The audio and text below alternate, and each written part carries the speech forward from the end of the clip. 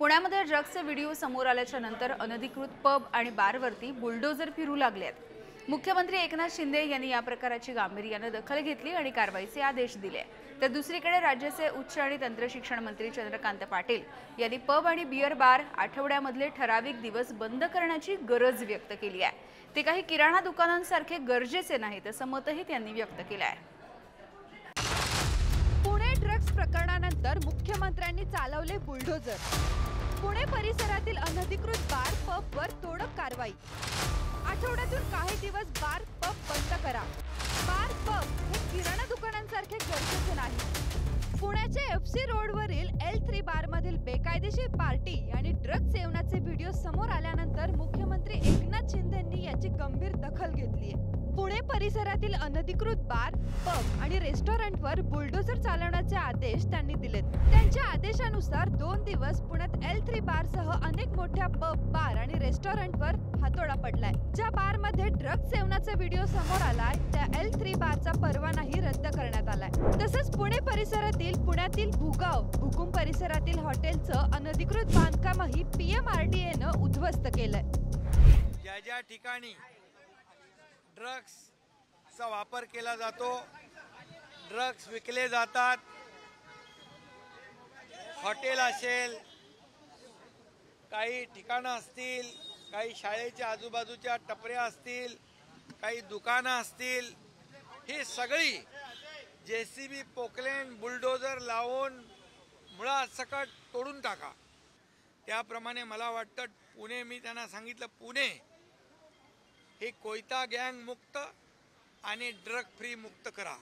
संपूर्ण महाराष्ट्रामध्ये, संपूर्ण महाराष्ट्रात जिथं जिथं ड्रग विकत असतील आणि तरुण पिढी नासवत असतील अशा लोकांना बिलकुल सोडणे नाही। त्यांना पूर्णपणे त्यांचं पाळंमुळं खोलून त्यांना जेलमध्ये टाकणं, जेर बंद करणं आणि असलेले हॉटेल असतील, दुकानं असतील, टपऱ्या सगळं तोडून बुलडोझरनी पूर्णपणे तोडून टाकणं। तरुण पिढी नासवणाऱ्यांना सोडणार नाही असा इशाराच मुख्यमंत्र्यांनी मंगळवारी दिलाय। पुण्यात सातत्यानं समोर येत असलेल्या ड्रग्जच्या प्रकरणानंतर राज्याचे उच्च तंत्र शिक्षण मंत्री चंद्रकांत पाटील यांनी एक नवा प्रस्ताव मांडलाय।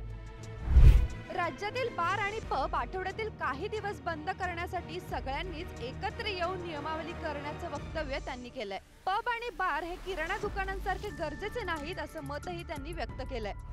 सगळ्या पुण्याने मिळून एक 2-3 दिवस अशा सगळ्या पब, बियर बार हे एकदा बंद करू। 3 दिवस बंद, 7 दिवस बंद, सगळ्यांनी एका व्यासपीठावर याची नियमावली केली पाहिजे। अरे किती वाजेपर्यंत चालू ठेवणार तुम्ही?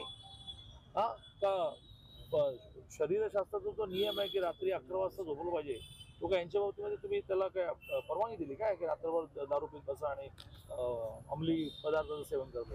तर पुण्यातील ड्रग्ज प्रकरणानंतर मवियाच्या नेत्यांकडून सरकारवर टीका होताना दिसते।